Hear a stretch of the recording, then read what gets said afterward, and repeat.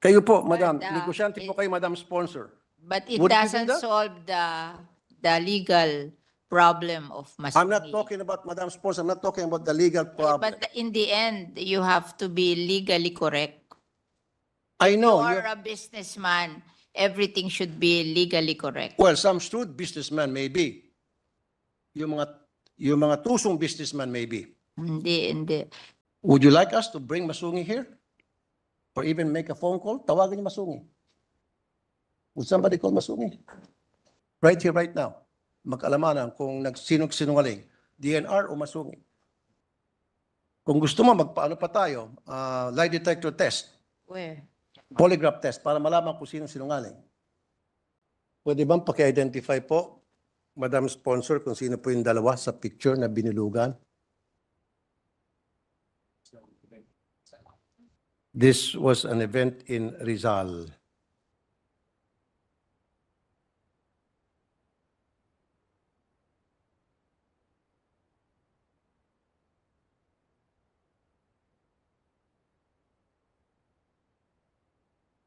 Si Governor Inales. They are stakeholders operating in Rizal, and they were invited by the governor of Rizal to do To do what?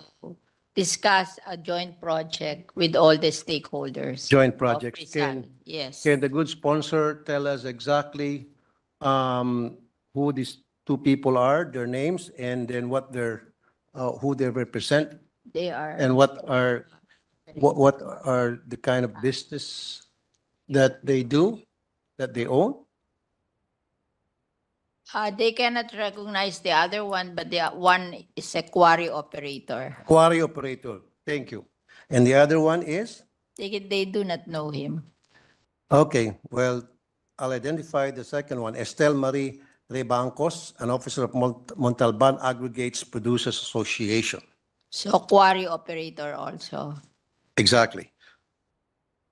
In 2022, DNR ordered the suspension of the quarrying permits of the large-scale companies allegedly encroaching on the Masungi Gear Reserve in Rizal, including the Rapid City Realty and Development Corporation, Kim Song Limestone Incorporated, and Quarry Rock Group Incorporated, owned by Angelita Lee, who happens to be in the picture. Sinuspindi po ng DNR ang quarrying permit ng mga nito, and yet, inibitahan sila diyan sa Project Transform. So out of delicadeza, bakit po sila nandyan? Ba't sila naimbitahan? As I mentioned, they were invited by the governor of Rizal, stakeholders of in Rizal. Hindi ang nag-imbita sa kanila, DNR. Yes, di po ba dapat bilang secretary ng DNR, tinatanong niya, karapatan niya itanong kung sino-sino ang magdadalo sa isang pagtitipon? But they canceled. You canceled. Inside. That's a DNR event, actually. Inside. So, ang DNR must have the call kung sinong imbitahan at sinong hindi. Hindi naman event yan ng governor eh. Event po yan ng DNR. So, ang DNR dapat ang gumagawa ng guest list. Hindi po si governor. Kahit na halimbawa inibitahan ni governor, pero pwede naman tablahin ni DNR secretary. Sabihin, I don't want that two persons invited because may mga problema sila. Nasuspindi namin yung kanilang mga permits. And then I don't want to be mixed with those two individuals. Rapid City company inside the Masungi Reserve was canceled in 2023 because it's inside the protected area. Tama po. Italy, who is operating outside, is still operating. Yun nga po, Madam Sponsor, Mr. President. Nagkaroon ng event ang DNR. Now, syempre, ang DNR may control doon sa guest list, doon sa mga taong imbitahan nila o hindi. Okay, sinasabi ng DNR, those two people were invited by the governor. Pero, The governor of Rizal. exactly.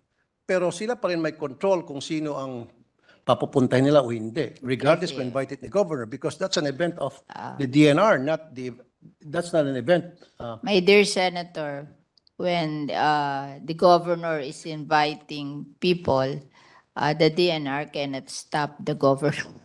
No, but That's the reality of life in the Philippines. Like for me, if I am in Las Piñas and the mayor of Las Piñas will invite people, I cannot say that, look, I don't like these people. You don't do that. no, ma'am. Kasi kung ako po ang nasa sitwasyon dyan at ako po ang secretary ng DNR, ako po ang may call kung sino yung mga guest na papasok. Pwede ko pong harangin yung mga taong ayaw kong papasukin regardless kung yan ay kasama ni governor. Siguro naman may mga PA siya o EA na magsasabi sa kanya, sorry po, Gob, wag muna natin siya isama kasi may problema po yan. The governor cannot do that. Well, I thought... I mean, Nandiyan I'm a po ba yung governor? politician. You don't do that when you're governor. Well, I'm also a politician, but Yeah, I have the right. what's good is that the Rapid City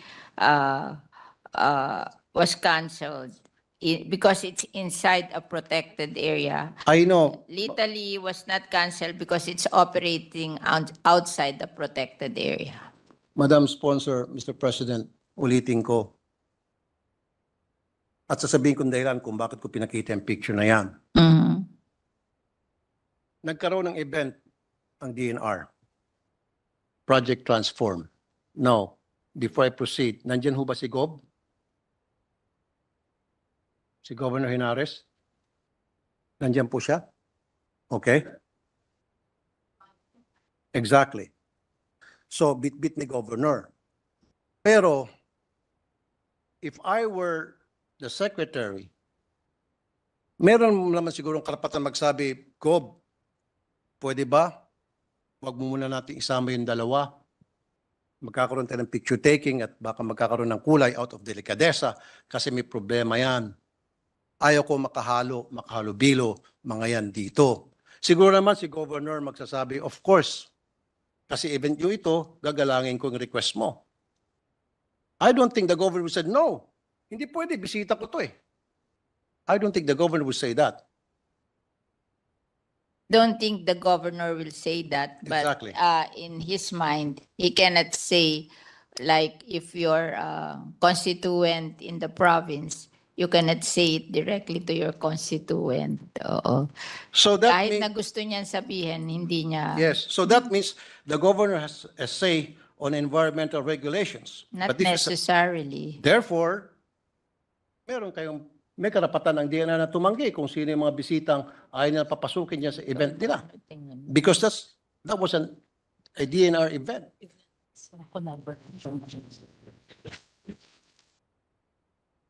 Now, sasabihin ko kung reason kung bakit. DNR is set to cancel the contract of Masungi Georeserve Foundation Incorporated over Marikina Watershed.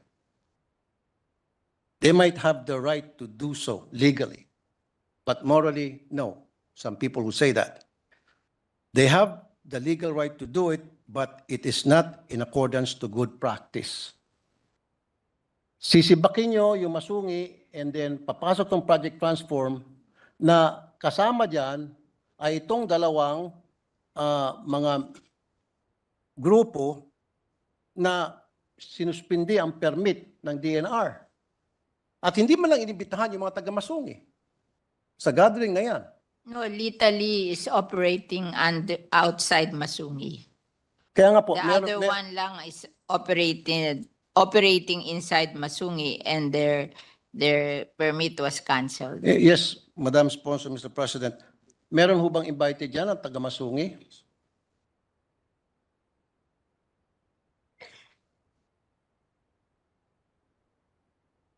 Meron. Kung may invited daw doon taga Masungi. They were invited, ma'am, but they didn't. Bukod sa hindi invited yung Masungi, wala rin pong representative na indigenous tribe leaders and watershed NGOs. They said that this They were is not as well invited. Ang imbitado lamang yung dalawang personality na binanggit ko na meron pong problema sa DNR, mismo DNR na nag-cancel ng kanilang permit in 2022. This is a transdisciplinary approach towards natural reserves, conservation, and resilience through multi-stakeholder collaboration. So, Disciplinary. nag-invite po sila dun sa Masungin, na taga Masungin, hindi nagpunta, pero yung IPs may nagpunta. No, they were not invited, Madam Sponsor. Now, you did mention about disciplinary so-and-so. So, dinisiplina itong dalawa at inibita matapos sila disiplinahin. Kung, No. If they were disciplined, then they should not be there in the first place. Why were they there? Bakit po hindi inibitahan yung Masungi? No, Masungi wasn't invited. Not even the indigenous tribe leaders, maging po yung mga watershed NGOs. Ang in-invite lang yung mga nasuspindi o sinuspindi ng DNR. Sinuspindi ang mga permit dahil sa quarry. Ang ito lahat na invite. That way. Pero ito po yung diagnosed. They have a list of those invited, and one of them is the indigenous people mandatory Where, nasaan po representative paki-point out? in Tanay, Rizal. Saan po dyan at anong pangalan po ng mga indigenous people representatives? Saan po? Can you give me the names? Madam Sponsor, Mr. President? They will give the attendance record to you, the list of the attendance record to you. You will be furnished. Kasi nga po, Madam Sponsor, Mr. President, sana man lang, out of courtesy and respect sa Masungi, they should have been invited. Kasi nga po, yung Masungi Geo-Reserve, napakaraming awards po natanggap yan. Since 2016, Model for Balanced Man-Nature Interaction, World Conservation Congress 2016. 2018, Special Commendations, Pathfinder Award, Innovations for Conservation, Financing and Resourcing. 2020, Top 5 Finalists, Win-Win, Gothenburg Sustainability Youth Award. 2021, Winner Vanity Fair's 2021 Changing Your Mind Travel Awards in Hollywood issue. First place, Water Change Maker Awards 2021 Global Water Partnership. Warriors of the Year, Esquire Man of at his best 2021. Heroes and Mavericks. 2022, United Nations Sustainable Development Goals. Awardee Forbes 30 Under 30 Asia 2022. Winner International Union for Conservation of Nature. World Commission on Protected Areas 2022 International Ranger Awards. Winner Sustainability Initiative Award. Bet Asia Awards 2022. 2024 Asia Pacific Social Innovation Partnership Award held on May 4, 2024 in Taiwan. Impeccable record meron po itong Masungi. And yet, ang DNR is set to cancel their contract. Like I said, they might have the legal right to do so. But hindi man lang nila kinonsider itong awards na natanggap na Masungi, therefore, they're more than qualified na. But there, the land is a protected area owned by the government. It cannot be given to any private entity. How about a Project Transform? Project Transform would benefit from the knowledge and experience of Masungi already has. Yeah. Kung tutuusin. But they They should have cannot been own the invited. property. I know po, Madam Sponsor, Mr. President. Kasi yung experience ng Masungi, pwede pong magamit ng Project Transform. Mapapakinabangan po ng Project Transform itong experience at itong magandang records ng Masungi. Kayo po, Madam, But, negosyante po kayo, Madam Sponsor. But it Would you do doesn't that? solve the legal problem of Masungi. I'm not talking about, Madam Sponsor, I'm not talking about the legal problem. But in the end, you have to be legally correct. I know. You you're- are a businessman, everything should be legally correct. Well, some shrewd businessmen may be. Yung mga tusong businessman may be. Hindi. Kasi Pero pag yan hindi daw, puso ang negosyante, based on hindi the na- history of Masungi, they were granted that to build socialized housing during the old times. You have to go back to the history. They did not build socialized housing. They built what do you call this? A resort. And that is not the original intention of the Maisungi Geo Reserve. Oo. So, in fairness to our government officials, they cannot allow something illegal because they will answer for it in the future. So ito pong mga member ng Project Transforms, ito po ay mga violators. So aren't they considered as Oh, illegal? inimbita daw nila, hindi nagpunta. Hindi po inimbita ang Masungi. No, Masungi was invited. We talked to Masungi. Would you like us to bring Masungi here? Or even make a phone call? Tawagan niyo Masungi. Would somebody call Masungi? Right here, right now. Mag-alamanan kung sinungaling, DNR o Masungi. Kung gusto mo, magpaano pa tayo, lie detector test, Where? polygraph test, para malaman kung sino sinungaling.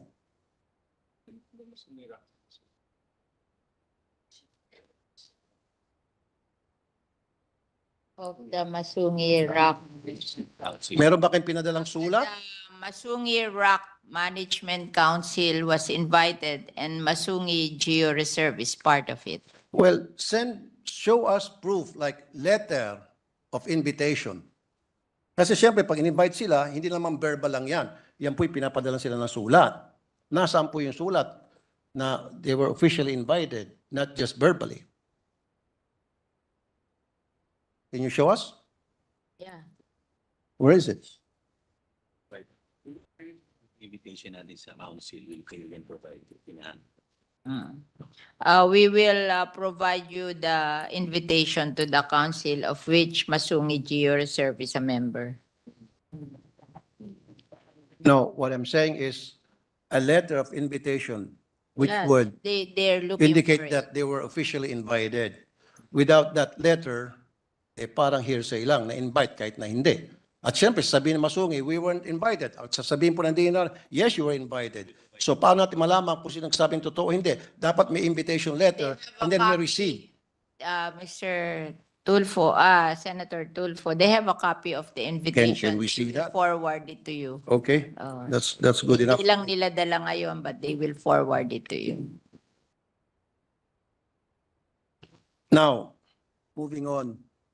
Next time naman kasi, kayo dyan sa DNR, pag meron kayong mga project, gawin nyo naman malinis po yung mga project ninyo. Gawin nyo naman pong malinis po yung mga intent ninyo kapag kayo po'y nagsibak ng mga grupo.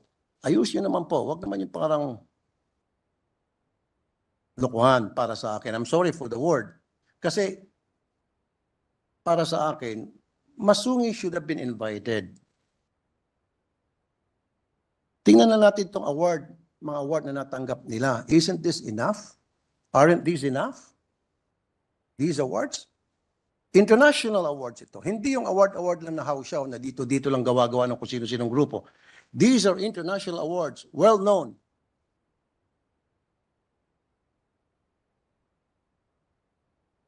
Groups.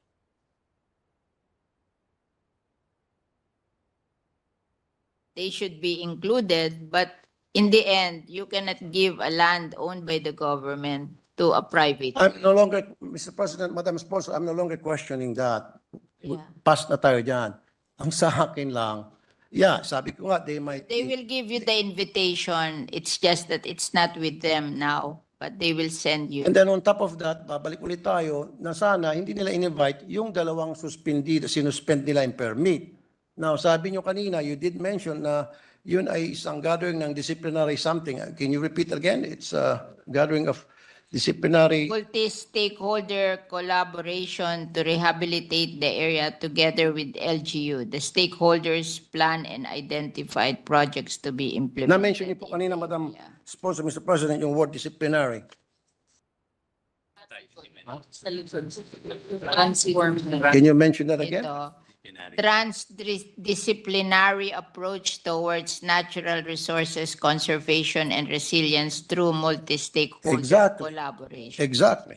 Dinisiplina nyo itong dalawang kumpanya itong dalawang tao dahil violator sila and yet you invited them.